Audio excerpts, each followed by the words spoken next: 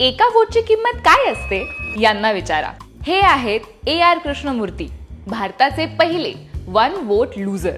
2004 मध्ये कर्नाटक विधानसभा निवडणुकीच्या शर्यतीत ते होते. त्यांचा पक्ष जनता दल सेक्युलर. त्यांच्या विरोधात काँग्रेसचे R ध्रुवनारायण होते. कृष्णमूर्तींना मिळाले 40,751 वोट्स, पण त्याच्या अपोनेंटला मिळाले 40,752 वोट्स. कृष्णमूर्ती एका वोटने हरले. अशी वेळ आपल्या वाईटातल्या वाईट शत्रूवर येऊ नये असे नंतर म्हणाले होते. यात मजेशीर गोष्ट अशी की इलेक्शनच्या दिवशी कृष्णमूर्तींच्या स्वतःच्या ड्रायव्हरनेच वोट केलं नव्हतं. असं म्हणतात की खुद्द कृष्णमूर्तींनीच त्याला त्या दिवशी सुट्टी दिली नव्हती आणि ते त्यांना महागात पडलं. असंच घडलं होतं 2008 मध्ये, जेव्हा काँग्रेसचे वरिष्ठ नेते CP जोशी फक्त एका मताने हरले होते. त्यांना राजस्थानच्या विधानसभा निवडणुकीमध्ये 62,215 मतं मिळाली होती, तर त्यांच्या अपोनंटला 62,216.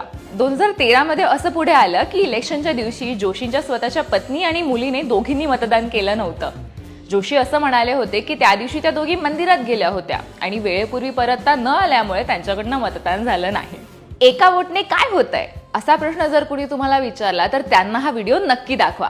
आणि हो, स्वतः वोट करायला विसरू नका.